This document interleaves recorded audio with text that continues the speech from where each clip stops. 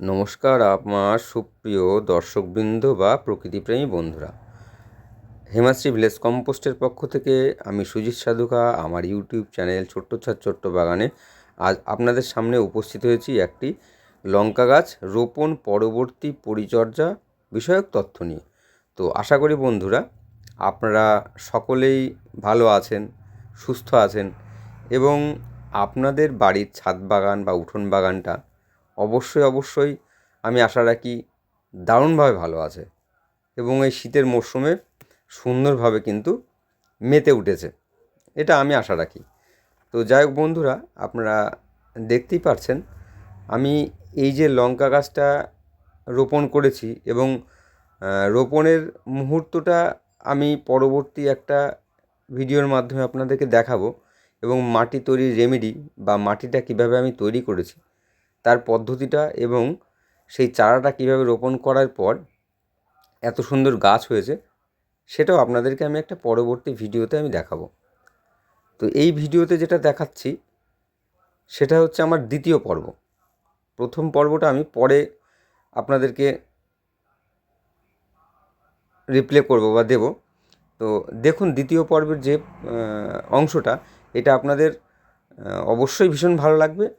তো এপিসোডটি বা ভিডিওটি কিছুটা হয়তো বড় হবে, তো ধৈর্য ধরে ধরুন, দেখুন স্কিপ না করে। প্রতিটি পদক্ষেপ পুঙ্খানুপুঙ্খভাবে যদি আপনারা দেখতে থাকেন তাহলে দেখবেন শুধু আমার এই লঙ্কা গাছটি নয়, বিভিন্ন প্রজাতির লঙ্কা গাছ, এমনকি ক্যাপসিকাম আপনারা গাছ বাড়িতে রোপণ করেন, তো ক্যাপসিকামের ক্ষেত্রেও বিভিন্ন রকম সমস্যার সম্মুখীন। ক্যাপসিকামের চারা তৈরি করা বা ফল আসার আগে হয়তো বিভিন্ন কারণে গাছটি মারা যায়, বা রোগগ্রস্ত হয়ে যায়। তো এই ধরনের কোনো জটিলতায় কিন্তু আপনাদের কোনো লঙ্কা গাছ রোপণের ক্ষেত্রে কিন্তু আসবে না। তো যাই হোক বন্ধুরা, আমি আশা রাখবো যে এই ধরনের এপিসোডগুলি আপনারা আপনাদের যদি মনে করেন যে প্রয়োজনে আসে তাহলে অবশ্যই আপনারা আমার ইউটিউব চ্যানেল ছোট্ট বাগান অবশ্যই সাবস্ক্রাইব করবেন। আর এই ধরনের ইচ্ছা বা অনুভূতির প্রসার ঘটানোর জন্য আপনার প্রিয়জনের মাঝেও এই ধরনের এপিসোডগুলি আপনারা অবশ্যই শেয়ার করবেন। আর আপনাদের অভিমত কেমন লাগছে এই ধরনের কৃষিমূলক এপিসোডগুলি সেটা কমেন্ট করতে ভুলবেন না।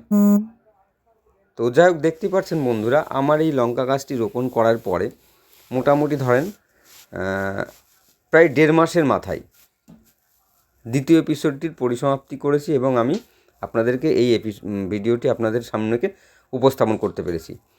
এবং কিছুক্ষণ আগে যেটা দেখলেন যে একটা লঙ্কার থেকে আমি বীজ সংগ্রহ করছি, তো এই গাছেরই একটা লঙ্কা যেটা পেকে গেছিলো প্রথম অবস্থায় পরিপূর্ণভাবে, তো সেই বীজটির থেকেই আমি লঙ্কাটি থেকে বীজ সংগ্রহ করেছিলাম এবং হালকাভাবে এইভাবে ঝুরঝুরো করে মাটি করে দিয়ে বীজগুলো ছড়িয়ে দিয়েছিলাম। তো দেখুন গাছের চারাও বেরিয়ে গেছে।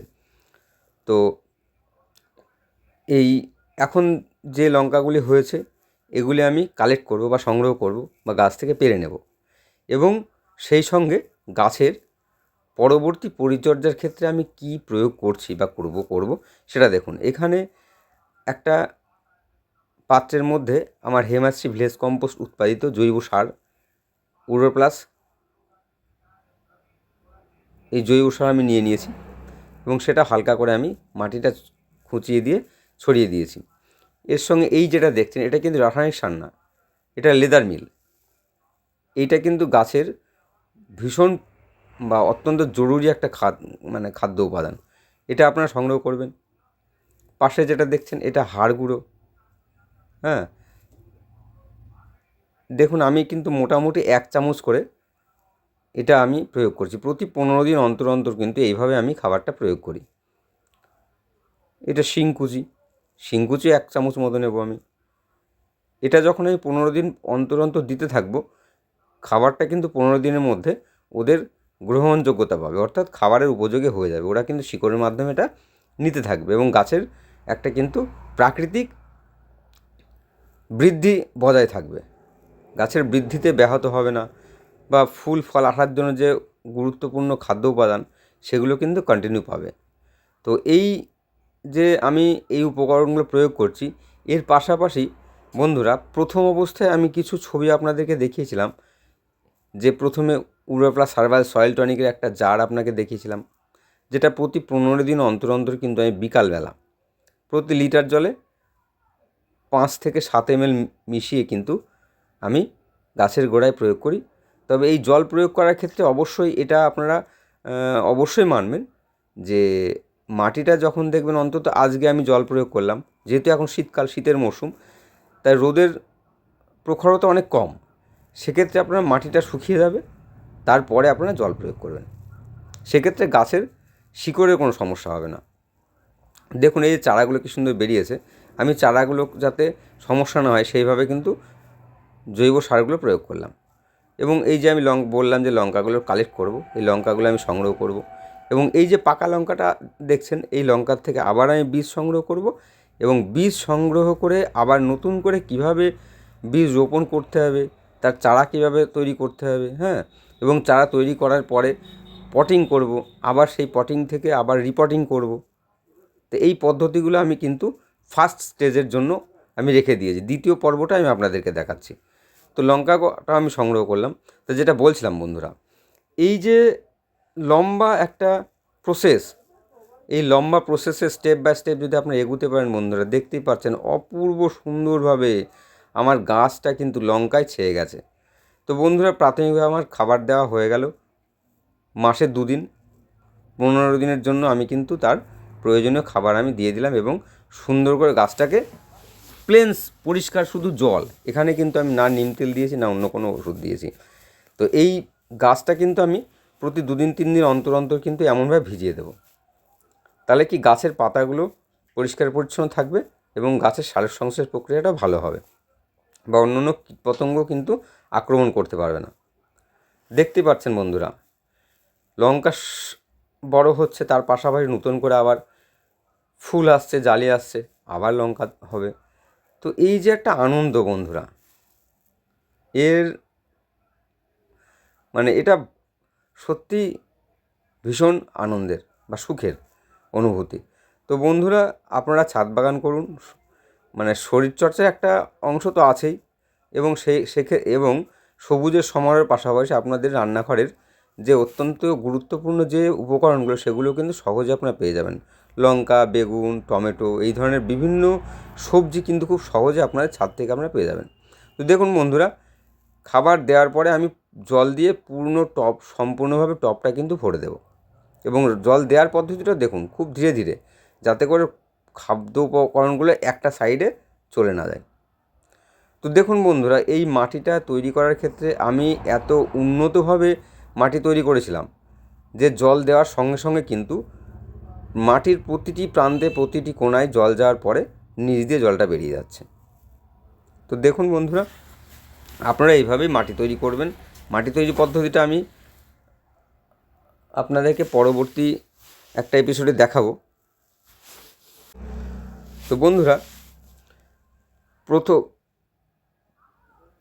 এই যে আগের যে এতক্ষণ ধরে যে কথাগুলো বলছিলাম, তার আরও 10 দিন পরে আমি আবার এই অংশটা আমি কিন্তু কালেক্ট করেছি।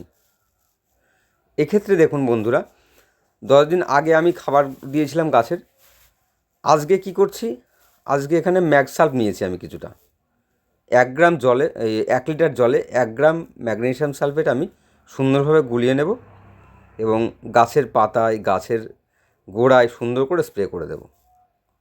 তো এই উপকরণটা যদি 15 দিন, একদিন আপনারা আপনাদের লঙ্কা গাছে দিতে পারেন, সেক্ষেত্রে দেখবেন কুকড়া লাগে গাছে, পাতা কুকড়ে যায়, হ্যাঁ, তো এই ধরনের রোগগুলো কিন্তু আসবে না। তো এটা আমি প্রতি 15 দিন অন্তর অন্তর করি।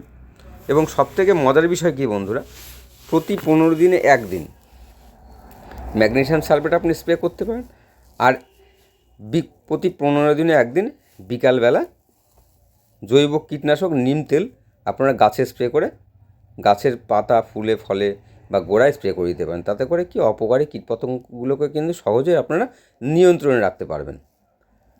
তো আমি যেমনভাবে দেখলেন, জল ভরে নিলাম, ম্যাগনেসিয়াম সালফেট দিলাম, হ্যাঁ, সুন্দর করে গুলিয়ে নেব, এবং গাছের পাতায়, ডালে, গোড়ায় সুন্দর করে স্প্রে করে ভিজিয়ে দেবো। তো বন্ধুরা, এইভাবে জৈব কীটনাশক নিম তেল আপনারা প্রয়োগ করুন, আর এই ম্যাগনেসিয়াম সালফেটটাও আপনারা প্রয়োগ করুন। তবে অতিরিক্ত মাত্রায় কোনো কিছুই ভালো না, যেহেতু এটা রাসায়নিক উপাদান। আপনারা কিন্তু নিয়ন্ত্রিতভাবে ব্যবহার করুন, তাহলে কিন্তু গাছের ক্ষতিও হতে পারে। তো বন্ধুরা, বরাবরের খুব একটা আমি রাসায়নিক উপকরণ ব্যবহার করি না, কিন্তু কিছু কিছু ক্ষেত্রে বাজারের থেকে আপনাদেরকে এগুলো সংগ্রহ করতে হবে, এগুলোকে আপনাদেরকে ব্যবহার করতে হবে গাছকে সুস্থ রাখার জন্য, ভালো রাখার জন্য। তো বন্ধুরা, এই কাজটা করতে করে একটু কথা বলি যে হেমাশ্রী ভিলেজ কম্পোস্ট বন্ধুরা ভারত সরকারের খাদি বোর্ড কর্তৃক প্রশিক্ষণপ্রাপ্ত এবং অনুমোদিত সংস্থা। এখানে জৈব সার, জৈব জৈব তরল সার, জৈব ভিটামিন, জৈব কীটনাশক এগুলো উৎপাদন করা হয় এবং বাজারজাতকরণ করা হয়। তো আপনারা প্রয়োজনে স্ক্রিনে দেওয়া মোবাইল নাম্বারে যোগাযোগ করে এগুলো কালেক্ট করতে পারেন। আর এই ধরনের উপকরণ যদি আমার এখান থেকে সংগ্রহ করা সহজলভ্য না হয়, সহজসাধ্য না হয়, সেক্ষেত্রে দেখবেন বাজারে সারের দোকানে জৈব সার, জৈব কীটনাশক বা হাড় গুঁড়ো, শিংকুচি, লেদার মিল এইগুলো কিন্তু সহজে আপনারা পাবেন। তো এই ধরনের উপকরণ আপনারা ব্যবহার করে আপনাদের ছাদ বাগানের গাছগুলোকে পরিচর্যা করুন। আপনারা সুস্থ থাকেন, ভালো থাকবেন, আপনাদের গাছগুলো সুস্থ থাকে, ভালো থাকবে। তো বন্ধুরা, আশা করি এই এপিসোডটি অবশ্যই ভালো লেগেছে। তো যদি ভালো লাগে তাহলে আবারও বলবো, আমার ইউটিউব চ্যানেল ছোট্ট বাগান আপনারা সাবস্ক্রাইব করুন, পাশের বেল আইকনটি প্রেস করুন, যাতে করে প্রতিটি নোটিফিকেশান সহজে আপনাদের মোবাইলে পৌঁছে যায়। আর অবশ্যই বলবো যে আপনাদের মতামত কমেন্টের মাধ্যমে প্রকাশ করুন। আর এই ধরনের অনুভূতি আপনাদের প্রিয়জনের মধ্যে প্রকাশিত করতে বা প্রস্ফুটিত করতে এই ধরনের এপিসোডগুলি আপনারা শেয়ার করতে থাকুন।